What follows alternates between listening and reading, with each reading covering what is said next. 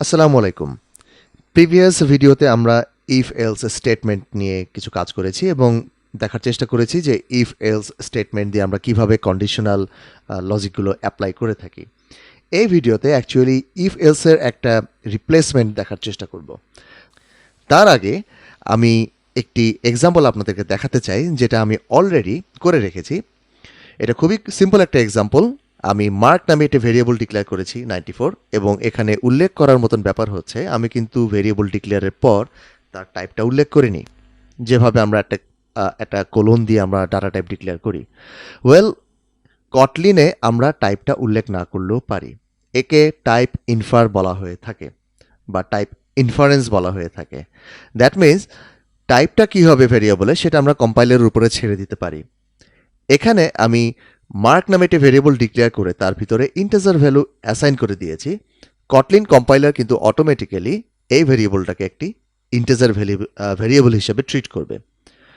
আমি data type উল্লেখ করি আর না করি, আপনাদেরকে কিন্তু অবশ্যই ভাল অথবা var দুটোর যে কোনো একটি কিওয়ার্ড অবশ্যই ব্যবহার করতে হবে। সো আমি আমার এই প্রোগ্রাম সম্পর্কে ফিরে আসি। এখানে আমি একটা ভেরিয়েবল ডিক্লেয়ার করেছি 94। এই প্রোগ্রামটির উদ্দেশ্য হচ্ছে এই ভ্যালুটার উপর বেস করে আমরা কিছু রেঞ্জ চেক করব যে এই ভ্যালুটা কোন রেঞ্জের মধ্যে পড়ে এবং রেঞ্জের উপর বেস করে আমরা একটি গ্রেড প্রকাশ করব। যেমন 94 এই নাম্বারটা যদি 90 থেকে 100-এর মধ্যে হয় তাহলে আমরা প্রিন্ট করব A+। ধরেন আমি কোনো নাম্বার দিচ্ছি লাইক 56। সো 56 এই নাম্বারটা এখন চেক করা হবে যে এই নাম্বারটা কোন রেঞ্জের মধ্যে পড়ে। সো দেখেন আমরা কিন্তু এখানে অনেকগুলো if else if block type করেছি। এখানে অনেকগুলো ইফ এলস ইফ বা অনেকগুলো কন্ডিশন চেক করা হবে, কারণ আমরা সি মাইনাস থেকে শুরু করে A+ এবং কোনো কিছুই যদি না হয় তাহলে F, এই রেজাল্ট আমরা প্রিন্ট করব। আমি বলার চেষ্টা করেছি যে যদি 40 থেকে 49-এর মধ্যে হয় তাহলে C minus, 50 to 59 C plus, 6 to 69 B minus and so on, এবং লাস্টে 90 থেকে 100-এর মধ্যে হলে A+ প্রিন্ট করবে। যেমন আমি যদি অ্যাপ্লিকেশনটা এখন প্রিন্ট করি, আমার কনসোলে আউটপুট দেখাবে সি প্লাস, অর্থাৎ আমি যে নাম্বারটা দিয়েছি 56 সেটা এই রেঞ্জের মধ্যে পড়ে, 50 থেকে 59-এর মধ্যে। ওকে, সো এই পুরো প্রোগ্রামটা আমি ইফ এলস ইফ এই কন্ডিশনাল স্টেটমেন্ট বা এই এক্সপ্রেশন দিয়ে আমি করেছি। এবং দেখেন এখানে আমি মার্কটাকে প্রতিটা রেঞ্জের জন্য greater than equal to sign ব্যবহার করতে হয়েছে এবং অ্যাম্পারসেন্ট, ডাবল অ্যাম্পারসেন্ট এটা লজিক্যাল অ্যান্ড অপারেটর, এবং আমাকে লেস দেন ইকুয়াল টু এই সিম্বলটা বারবার প্রতিটা কন্ডিশন চেকের সময় কিন্তু আমাকে এই কন্ডিশনটা চেক করতে হচ্ছে এবং অনেকগুলো অ্যারিথমেটিক অপারেটরও আমাকে ব্যবহার করতে হচ্ছে। তো আমরা যখন দেখব যে আমাদের প্রোগ্রামে ইফ এলস ইফ এই নেস্টিংটা অনেক বেশি হয়ে যাচ্ছে, বা আমরা যখন দেখব যে আমাদের এই অ্যারিথমেটিক অপারেটর বেশি ব্যবহার হচ্ছে বা সামথিং লাইক দ্যাট, আমরা কিন্তু এটাকে সিম্পলিফাই করতে পারি। আপনারা যদি অলরেডি খেয়াল করেন দেখবেন যে অ্যান্ড্রয়েড স্টুডিও কিন্তু বা ইন্টেলিজে আইডিয়া কিন্তু অলরেডি আমাকে এখানে একটি সাজেশন দিচ্ছে, হালকা আন্ডারলাইন হয়ে আছে। আপনি যদি মাউসটা এখানে নিয়ে যান তো ইন্টেলিজে আইডিয়া আমাকে সাজেস্ট করছে যে দুইটা কম্প্যারিজনের ক্ষেত্রে আমরা যেন রেঞ্জ ইউজ করি বা রেঞ্জ চেকটা ইউজ করি। তো কটলিনে রেঞ্জ বলে একটা টাইপ আছে, আমরা একটু দেখে নিই যে রেঞ্জ টাইপটা অ্যাকচুয়ালি কি।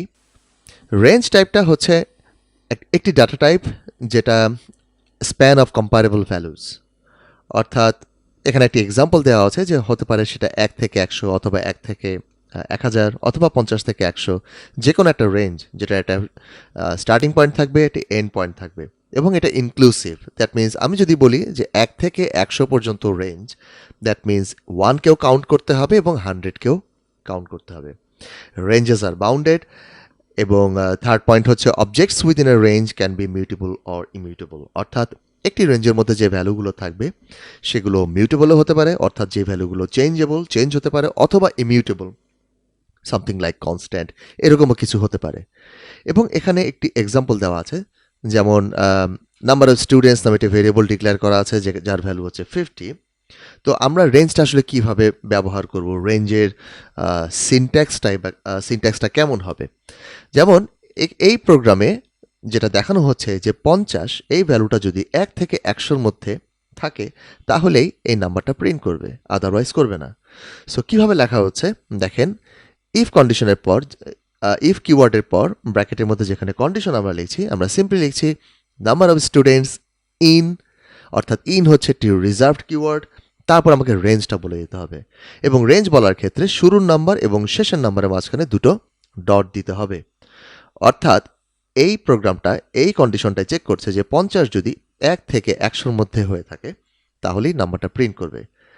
এটা যদি greater than equal two or less than equal two দিয়ে আমরা চেক করতাম, তাহলে আমাকে লিখতে হতো if 50 greater than equals 1 and 50 less than equals 100। So অনেকগুলো অপারেটর ইউজ করতে হতো, অথচ রেঞ্জ ইউজ করলে কিন্তু আমাদের এই জিনিসটা অনেক সিম্পলিফাই হয়ে যায়। তো সেম টেকনিকটা কিন্তু আমরা এখন আমাদের কোডে অ্যাপ্লাই করব। অ্যাকচুয়ালি ইন্টেলিজে আইডিয়া যে সাজেশনটা দিচ্ছে সেটা আমরা এখন অ্যাপ্লাই করব। সো দেখুন, ইন্টেলিজে আইডিয়াতে যেখানে আন্ডারলাইন মার্ক হয়েছে, আমি যদি আমাদের মাউস কার্সারটা রেখে অল্টার এন্টার প্রেস করি, আমাকে সে বলছে যে convert to a range check, এবং সিম্পলি আমি যদি এন্টার দেই তাহলে দেখেন আমার আগের যে কম্প্যারিজনটা ছিল সেটা কিন্তু রেঞ্জে কনভার্ট হয়ে গেছে। অর্থাৎ আমি চেক করছিলাম যে মার্ক যদি 40 বা 40-র থেকে বড় হয়, অথবা 49 বা 49-এর থেকে ছোট হয়, বাট এটাকে সে একটা রেঞ্জে কনভার্ট করে দিয়েছে। একইভাবে আমরা প্রত্যেকটা কন্ডিশনকে রেঞ্জে কনভার্ট করে ফেলতে পারি, এবং প্রতিটা যখন আমরা রেঞ্জে কনভার্ট করে ফেলবো আমাদের আউটপুটে কিন্তু তেমন কোনো চেঞ্জ আসবে না, কিন্তু আমার কোডটা আরও কনসাইজ হয়ে গেল, এবং আপনারা নিজেই কম্পেয়ার করতে পারেন যে আগের থেকে অনেক বেশি রিডেবল মনে হচ্ছে। তো স্টিল আমি যদি অ্যাপ্লিকেশনটা রান দেই তাহলে দেখবেন যে আমার আউটপুট কিন্তু আগের মতোই আসছে, বাট স্টিল আমার কোডটা functional but more readable, more concise. এখন আমরা যে টপিকটা দেখব সেটা হচ্ছে, যদিও আমরা অনেকটাই সিম্পলিফাই করে ফেলেছি এই ইফ এলস ইফ এই ব্লকটা, পুরো ব্লকটাকে আমরা চাইলে এটাকে আরও সিম্পলিফাই করতে পারি। যখনই আমরা দেখব যে আমাদের ইফ এলস ইফ ব্লকটা অনেক বেশি নেস্টেড হয়ে গেছে, যেমন এখানে আমরা অনেকবার if else if else if else if এরকম অনেকবার কিন্তু ইউজ করেছি, আমরা কিন্তু চাইলে এটাকেও আরও অনেক বেশি সিম্পলিফাই করতে পারি, এবং সেক্ষেত্রে আমরা যে স্ট্রাকচারটা বা যে স্টেটমেন্টটা ব্যবহার করব তার নাম ওয়েন স্টেটমেন্ট অ্যাকচুয়ালি ইফ এলসের রিপ্লেসমেন্ট বলা যেতে পারে। যেমন ইফ এলসকে যদি আমি ওয়েনে কনভার্ট করি, বা ওয়েনের সিনট্যাক্সটা যদি আমি বলতে চাই, তাহলে ওয়েনের সিনট্যাক্স ওয়েন নামের একটি কিওয়ার্ড বা ওয়েন কিওয়ার্ডটা আমাকে লিখতে হবে, তারপরে যেই ভ্যালুটাকে আমি কম্পেয়ার করব সেটা আমাকে দিতে হবে, তারপরে দুটি কার্লি ব্রেস, এবং কার্লি ব্রেসের ভিতরে আমাকে বিভিন্ন সিনারিওগুলো বলে দিতে হবে। যেমন রেজাল্টস, এই ভ্যালুটাকে আমরা চেক করব। সো রেজাল্টসের মান যদি 0 হয় তাহলে প্রিন্ট করবে নো রেজাল্টস। রেজাল্টের মান যদি 1 থেকে 39-এর মধ্যে হয় তাহলে গট রেজাল্টস। এলস অর্থাৎ রেজাল্টের মান যদি 0 অথবা 1 থেকে 39 কোনোটাই না হয় তাহলে সে প্রিন্ট করবে there is a lots of results. So যেখানে ইফ এলস ইফ নেস্টিংটা অনেক বেশি ব্যবহার হয়ে থাকে সেখানে কিন্তু আমরা ইফ এলস স্টেটমেন্টটা ব্যবহার না করে হোয়েন স্টেটমেন্টটা বা হোয়েন স্ট্রাকচারটা ব্যবহার করতে পারি, এবং দেখলে বোঝা যাচ্ছে এটা কিন্তু ইফ এলস ইফ সেটার থেকে কিন্তু অনেক বেশি সিম্পলিফাইড। তো সেম জিনিসটা যদি আমরা এখন আমাদের এই এক্সিস্টিং এক্সাম্পলে অ্যাপ্লাই করি, অর্থাৎ ইফ এলসকে যদি এখন হোয়েনে কনভার্ট করি তাহলে দেখতে কেমন হবে, আসুন সেটা যাচাই করি। ইফ স্টেটমেন্ট যেভাবে পুরো ইফ এবং এলসি ব্লকটা যেভাবে কোনো কিছু রিটার্ন করে, হোয়েনও কিন্তু সেভাবেই একটা কিছু রিটার্ন করতে পারে। সো রেজাল্টের ভিতরে এসব সব কিছুই থাকবে, বাট এখন আমরা একটু ডিফারেন্টলি কাজ করব। আমরা ইফ এলস ইফটা ইউজ না করে আমরা হোয়েন ব্লকটা নিয়ে কাজ করব। সো আমি এটাকে আপাতত ফেলে দিচ্ছি, এবং আমি লিখছি যে হোয়েন, এবং যে ভ্যালুটাকে আমি কম্পেয়ার করব সেটা হচ্ছে মার্ক, এরপর ব্র্যাকেটস, এবং এখন মার্কের বিভিন্ন ভ্যালুগুলো নিয়ে আমরা কাজ করব।